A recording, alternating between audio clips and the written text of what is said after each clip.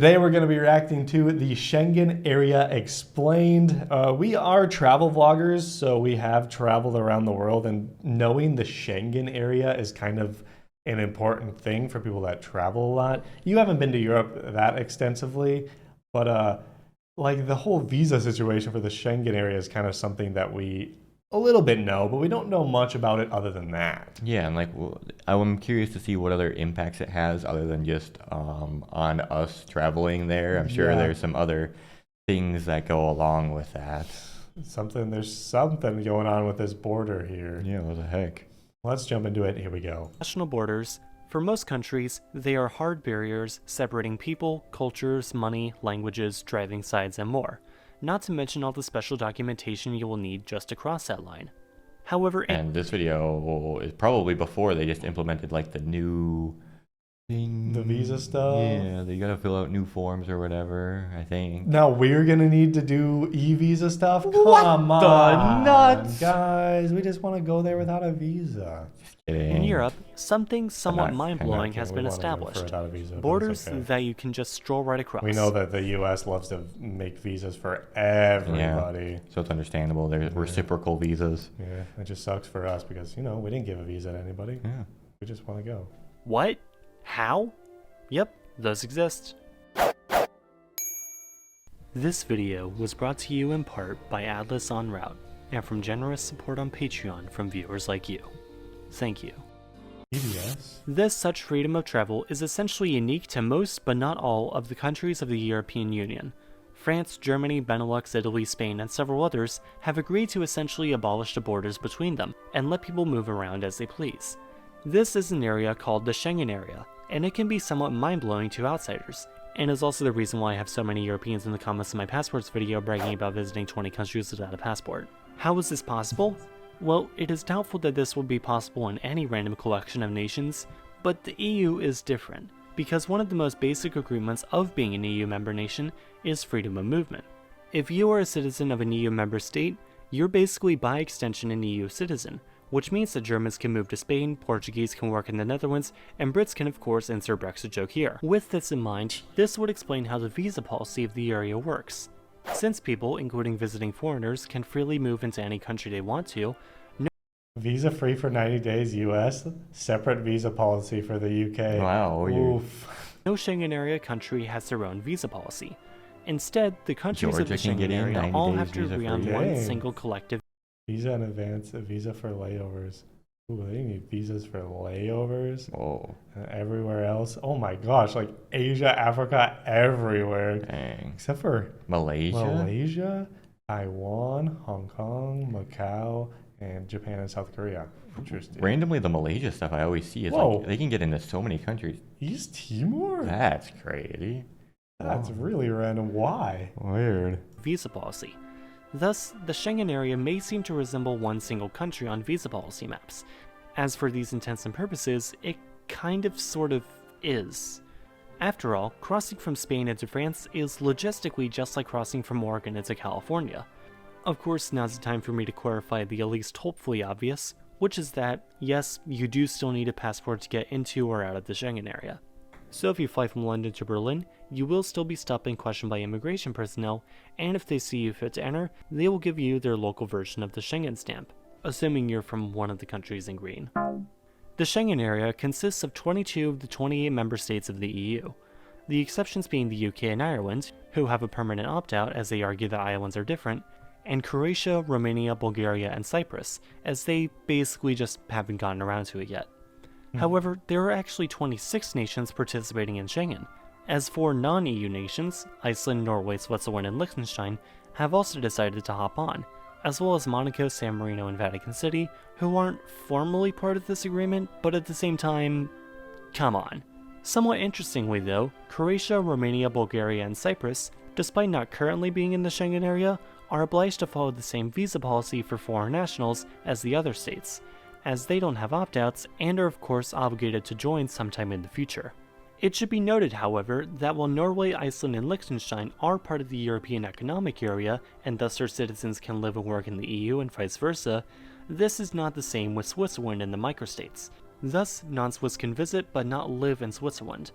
Switzerland, Norway, and Iceland are also not part of the European Customs Union, which means that, crossing the German-Swiss border, you won't be stopped for immigration purposes, but you will likely have to declare any regulated goods. When we went from Iceland to Poland, they stamped us still in Poland, didn't they? Yeah. But Iceland's part of the Schengen. That's interesting. Honestly, this is explaining it to us right now, but I'm getting more confused.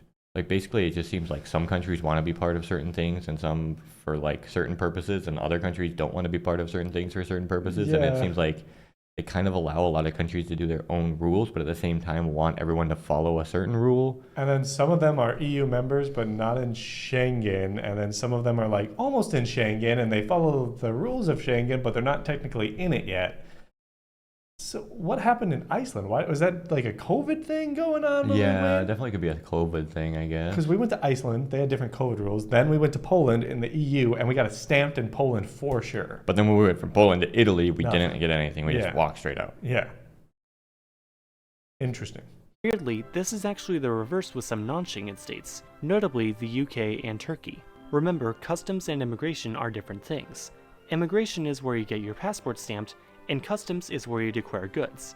For a good rule of thumb, immigration is for people, and customs is for what the people are bringing with them. Also, perhaps it should be noted that Andorra does not participate in Schengen despite its small size. The Schengen Agreement was established on the 14th of June. So if we went from France into Andorra and then into Spain, we'd get 3 stamps? Yeah, we get stamped out, stamped in, stamped out, stamped in. So? Yeah, it should. 1985 in the Luxembourgish town of Schengen, which, judging from this video script, was really put on the map by this agreement, with the first 5 member states being Germany, France, Belgium, the Netherlands, and Luxembourg. This bloc has since grown, now encompassing a population of 400 million people, and of those 400 million people, roughly 1.7 million cross an international border every day, responsible for billions of euros in trade every year. Very useful. Some people even wake up area. in one country and make breakfast in the other, especially in places like Barle-Nassau in the Netherlands and Barle-Hertog in Belgium. Normally, such a scenario would be a complete mess. But in the Schengen area, things like these are kind of perfectly fine.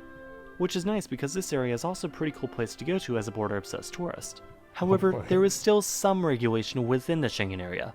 While there will never be border checks for someone taking a train from Szczecin to Berlin, or their following flight to Madrid, police can still ask them for identification at different points. Member nations are also allowed to reintroduce border checks temporarily along certain sections of their borders with other Schengen states, provided it's for an emergency. Maybe that was our COVID situation with Poland, because they didn't want people coming in without being checked, their COVID stuff checked. I could see that, yeah. That makes more sense, I guess. I remember the Poland immigration guy, he was like, do you have your thing? And then I was like, where the heck is it? And I started looking through my bag, and he's like, it's fine, just go. Yeah, so it seemed like they didn't care much, but they did have a policy. Currently, Austria, Denmark, Germany, Norway, and Sweden have temporarily reintroduced border checks in response to the European migrant crisis, and France due to persistent terror threats. Okay, However, not all of these have been due to an emergency, as Malta has done this in 2010 when Pope Benedict XVI came for a visit, and in 2015 for the Commonwealth Heads of Government meeting. And Estonia has also done so in 2014 when US President Barack Obama visited. Weirdly, some Schengen states actually have territories outside the Schengen area. The Danish possessions of the Faroe Islands and Greenland, as well as Norway's visa-free Svalbard, and all of France's overseas territories are all exceptions to this rule. Though this doesn't mean you necessarily have to get your passport stamped when you fly from, say, Paris to Guadeloupe. However, these far-flung territories might not accept visas for their mainland counterparts, so always be sure to check the visa requirements before traveling. So I'm interested, so if we went to Greenland and it's part of the Schengen area, that means would our Schengen area 180 days start ticking down if we were in Greenland? Like if we went to Greenland for a week and we only have 180 days we can be in the Schengen area a year, that would take off a week? The thing that I'm learning the most from this video is that we have to research each country before we go to it and figure out what actually we need. Other than like, if we're going from Germany to France, I think we'll probably be fine or something, but... When we're coming in, we're going to have to know like exactly what we'll need. Most likely, we're US, we probably just have to do a e-visa and then we're done, or just fill out the arrival card online. I don't remember exactly what it was, but it was something. Before, you just had to show up, and you're fine. That's kind of good advice for anywhere, especially with bringing your passport. I realized that the previous point about external territories sometimes not requiring passport checks was a bit vague, but that's because it varies a lot. So when in doubt, just bring your passport anyway. So yeah, If you're getting that's on a plane basically and one of my leaving the country and you don't have your passport, I don't even know how you got on the plane. Yeah, that's dang Europeans. That's something we'll never be able to get, is that people can just hop on a plane without a passport and go there. I mean, you can go on a plane in the U.S. without a passport and such, but Not if you don't have a real ID now. yeah, you need the real ID, the special one.